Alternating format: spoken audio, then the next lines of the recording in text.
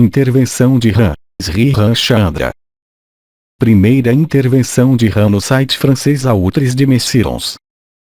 Não pode haver mestria sem passar pelo silêncio.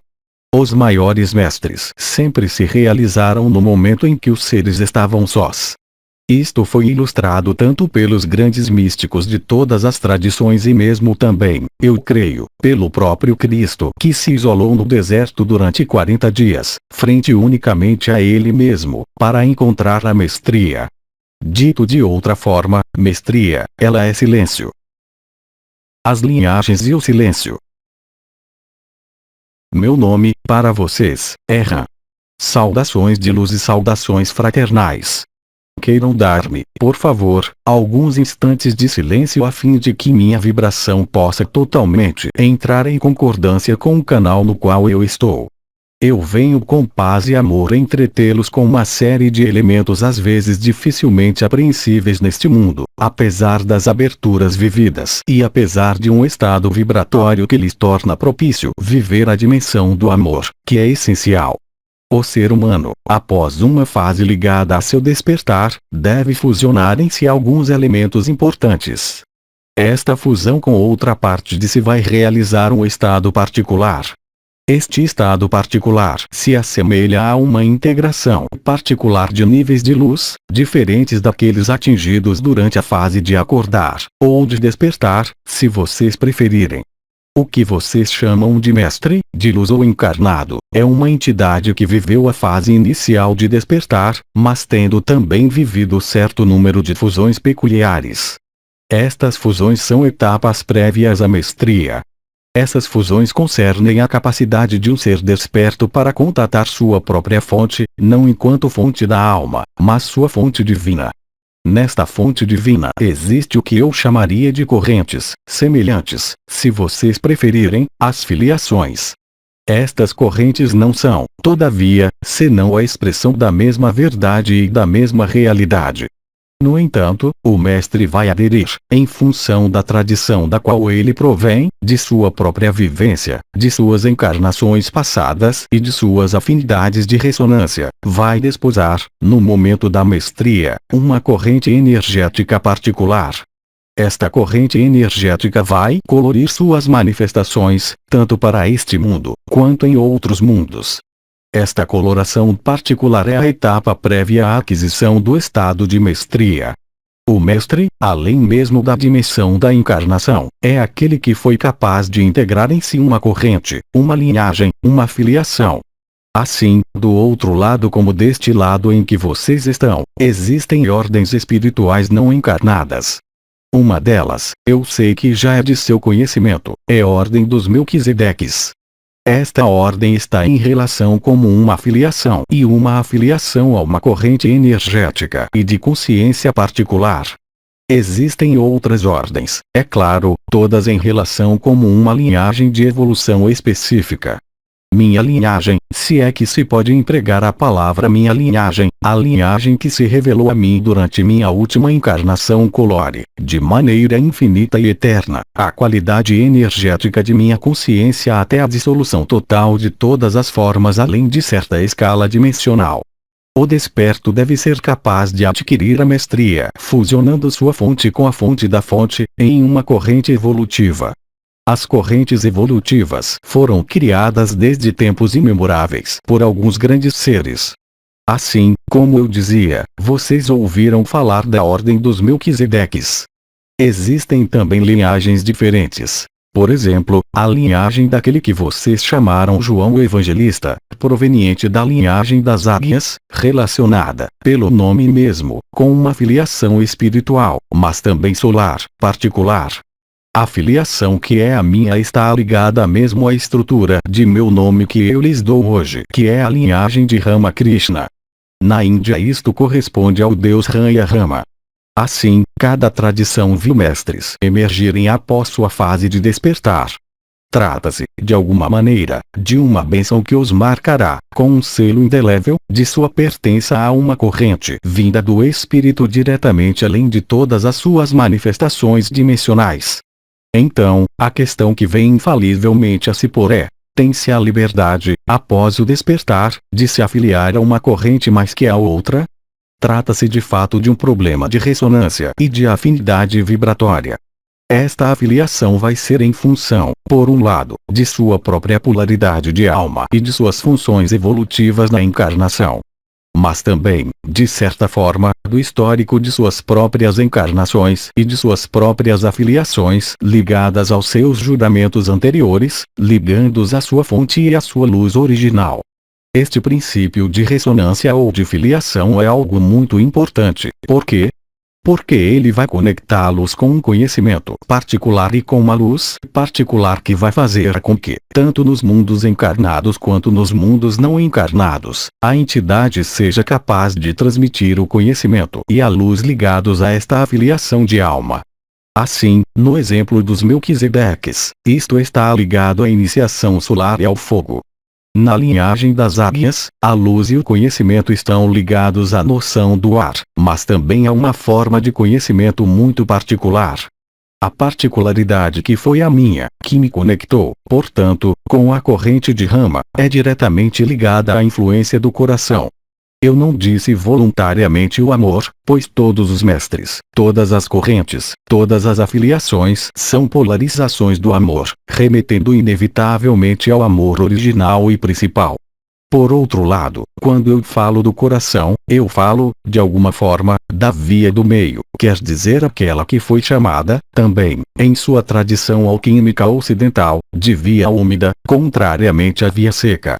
Eu digo isto porque se tem frequentemente apresentado minha encarnação e o que eu fiz como uma via intelectual. Isto é falso. O caminho do coração ou o caminho do meio é um caminho totalmente independente do intelecto. Ele consiste em desenvolver uma qualidade essencial que é justamente o silêncio do intelecto. O silêncio do intelecto começa também, e primeiramente, prioritariamente, pelo silêncio das palavras. No momento em que uma palavra é dita, ela tem a particularidade de tirar o ser encarnado do caminho do meio.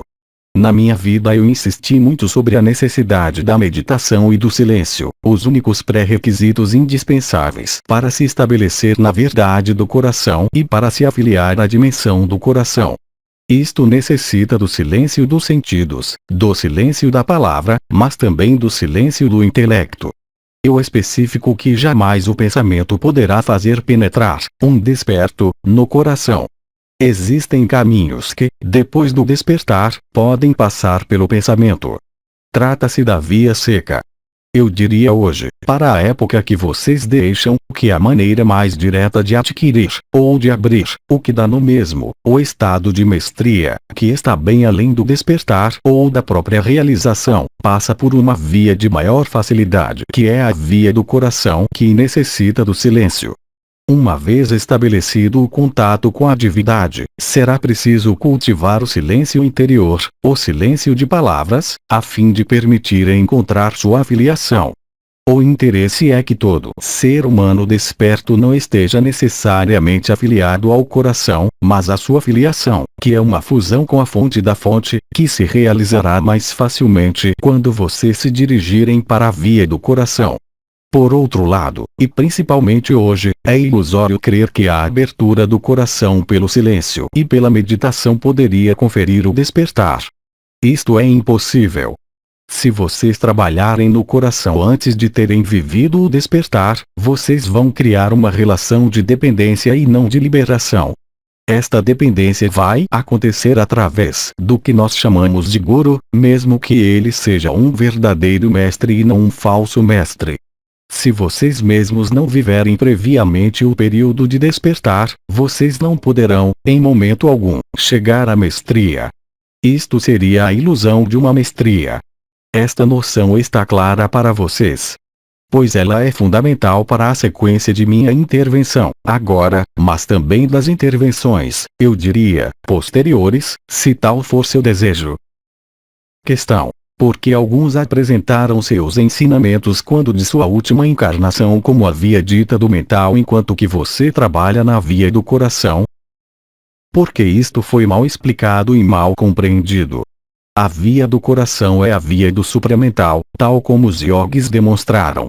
Todos os yogis encarnados enquanto mestres realizados ou mestres despertos, durante o século passado, descobriram todos esta dimensão que está além do mental, mas isto foi interpretado injustamente.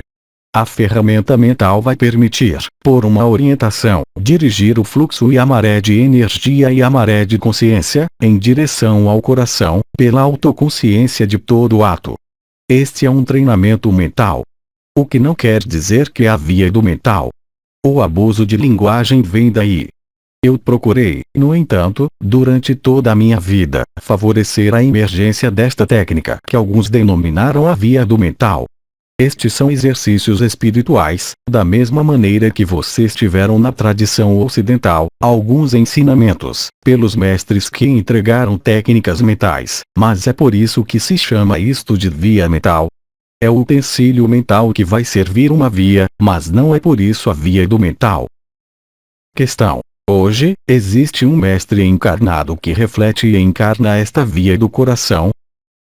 Na época que correspondeu aproximadamente ao período após minha morte e a morte de vários grandes mestres, se vocês observaram quando morreu a maior parte dos instrutores do século XX, mestres realizados, eu digo, vocês constatam que houve um aumento da quantidade no século XX, muito mais do que em outra época, de aparição de verdadeiros mestres. Eles são numerosos em todas as correntes tradicionais, tanto orientais, extremamente orientais, mas também ocidentais. Estes morreram após ter deixado um conjunto de saberes, de conhecimentos e de técnicas.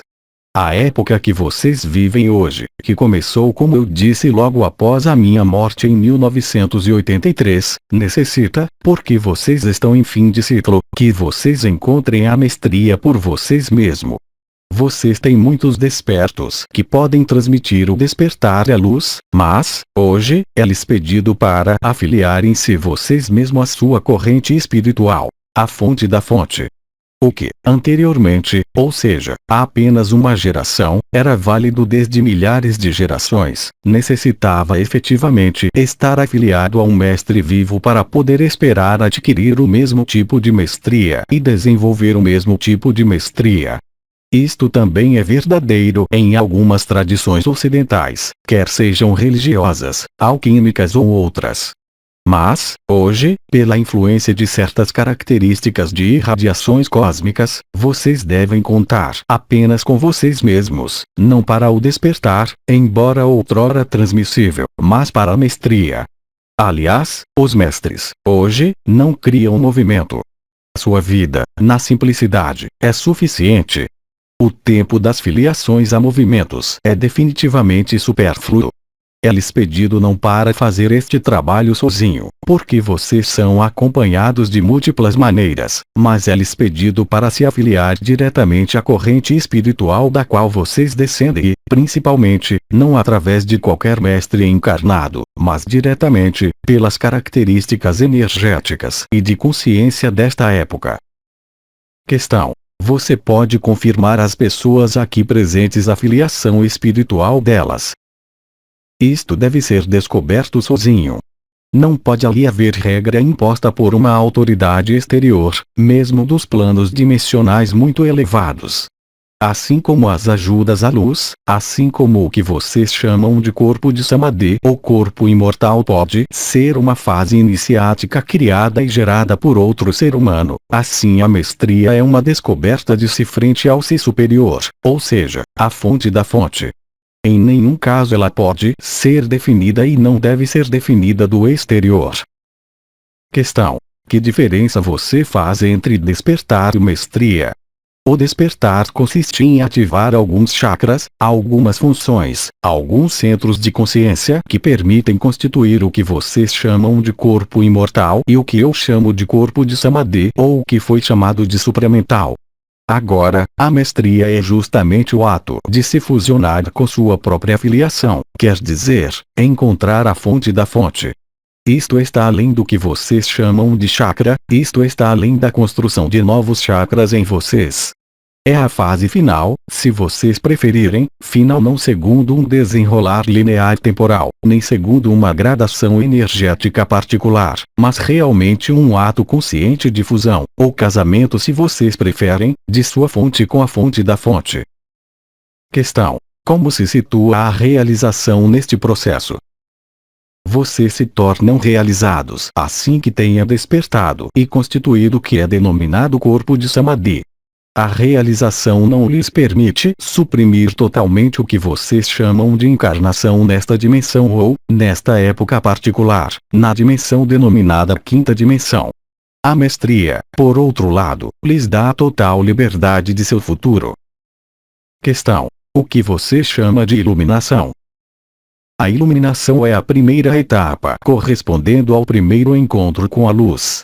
É algo que é vivido pela ativação de alguns chakras situados no alto do corpo. É a experiência que é vivida por aqueles que vivem um reencontro fora do corpo com a luz. O despertar e a ativação são substancialmente a mesma coisa que iluminação. O despertar é remeter a iluminação a uma vontade superior, e não a desviar para si. A iluminação corresponde à recepção da luz, o despertar corresponde à aceitação de que esta luz que nós recebemos não é o poder. Em seguida vem, em um tempo que é eminentemente variável, às vezes nunca, o que se chama de a mestria, que está além da constituição do corpo de luz ou corpo de Samadhi. Não pode haver mestria sem despertar e sem iluminação. É nesse sentido que houve distorção do que eu pude ensinar na medida em que não se pode fazer chegar à mestria algo que não está desperto. Pode-se apenas controlar o mental, mas isto não tem a ver com o despertar. Questão: o termo filiação pode ilustrar, paradoxalmente, a ideia de um ramo que se divide. Exceto que, aí, o movimento é em outro sentido. Vocês remontam à origem da divisão e, portanto, vocês remontam à unidade. Trata-se de uma geração ascendente visto que, se lembre, a palavra mestre é a fusão que acontece, ela, efetivamente no coração. Questão: há um meio particular para nos ajudar a encontrar nossa filiação. Encontrar sua filiação é um ato de fusão consciente com a fonte de sua fonte. Isto necessita previamente constituir o que vocês chamam, o que eu chamo, de o corpo de Samadhi. Isto passa pela ativação da Shakti, da Kundalini, de todos os chakras e, também, de algumas funções espirituais novas. A partir daquele momento, e somente a partir daquele momento, não antes, será possível, através da colocação em prática do silêncio durante os períodos chamados de parada da palavra, simplesmente pelo simples fato de parar durante algumas horas de falar, as energias se centrarem naturalmente no coração. No momento em que vocês chegarem ao centro do seu coração, naquele momento, a filiação poderá se revelar, no sentido que vocês devem se aplicar na consciência permanente de cada um de seus atos e, ainda mais, no controle de suas palavras e de seus pensamentos. Então, servindo-se, é claro, do utensílio mental, e não é por isso que isto se torna uma via mental. Questão: e sobre a noção de controle dos sentidos? Controlar os sentidos quer dizer simplesmente estar consciente do que gera uma atividade dos sentidos. Tomemos por exemplo a noção de desejo, quer este desejo seja alimentar ou de outra natureza. O desejo é uma impulsão em direção à satisfação deste mesmo desejo. Onde nasce a impulsão? Ela nasce em seu ser desperto ou ela nasce justamente no mental? Vocês não têm nenhum meio de saber a priori. Por outro lado, nos períodos de silêncio, de recolhimento, de meditação, isto lhes aparecerá claramente. É algo que vem do seu mental ou bem, é algo que vem de muito mais profundo e muito mais alto. A diferença é essencial. Um desejo alimentar que é, por exemplo, exigido pelo corpo, não está necessariamente ligado ao corpo. A fome pode ser gerada pelo seu mental. Por exemplo, vocês podem sentir o medo e, como vocês são seres despertos, o medo não se manifesta enquanto emoção. O mental vai expressá-lo por uma necessidade de comer. Da mesma maneira é semelhante para todos os outros desejos. O desejo sensual e sexual pode ser guiado pela alma como um meio de acessar uma forma de fusão, mas pode ser também decidido pelo mental e a finalidade não é a mesma. A necessidade decidida pelo mental os conduz em direção a uma dependência e um desperdício. A necessidade expressa pela alma é ao contrário gratificante no sentido de seu coração e da luz. É preciso se exercitar o mínimo e se exercitar graças à sua consciência, mas também a um mental. Questão: quais seriam suas preconizações para a colocação em prática do silêncio? Elas são diferentes para cada entidade, mas não pode haver mestria sem passar pelo silêncio. Os maiores mestres sempre se realizaram no momento em que os seres estavam sós. Isto foi ilustrado tanto pelos grandes místicos de todas as tradições e mesmo também, eu creio, pelo próprio Cristo que se isolou no deserto durante 40 dias, frente unicamente a ele mesmo, para encontrar a mestria. Dito de outra forma, mestria, ela é silêncio. Questão: você falou de novas funções espirituais, quais são elas? Elas correspondem ao que eu creio que vocês chamaram de os novos corpos. São funções precisas, mas que não devem perder de vista que elas jamais irão conferir a mestria. Vocês podem ter ativado um novo corpo e ter a capacidade total para se comunicar com todos os planos, ter consciência absoluta, mas isto não irá lhes conferir a mestria. Lembrem que a mestria acontece no coração. Questão: nesse espaço de silêncio não pode também haver ali projeções? Absolutamente não. Isso vem do sentido da orientação da energia e da consciência. O que eu lhes digo aí é válido, é claro, para os seres ditos despertos. Questão: como sua linhagem de Ramakrishna se articula com aquela dos Melquisedeques? A linhagem de Ramakrishna está diretamente ligada a uma coloração da luz que é a luz azul, diferentemente da linhagem dos Melquisedeques que são, eu os lembro, ligados ao fogo. A linhagem dos seres azuis está ligada ao silêncio. A linhagem das águias está ligada ao ar e, portanto, ao movimento. As linhagens ilustram perfeitamente as 4 energias primordiais que vocês chamam, eu creio, em sua tradição, de Ayota Kodesh.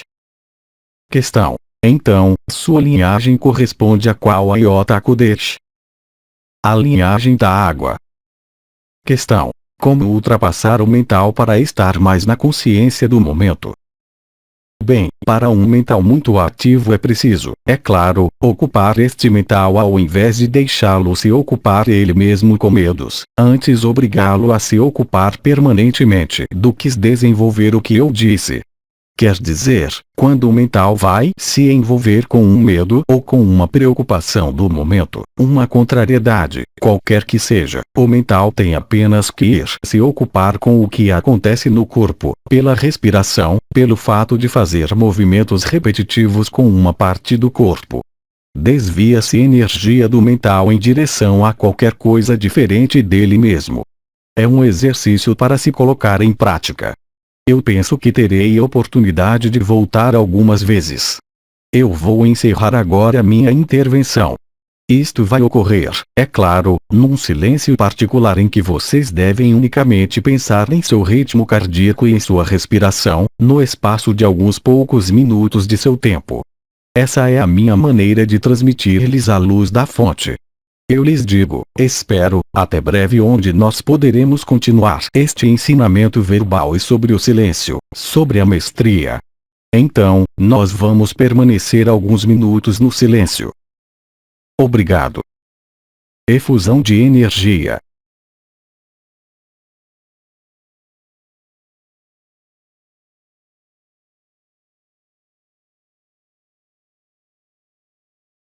Aos 3 dimensões, 22 de agosto de 2008.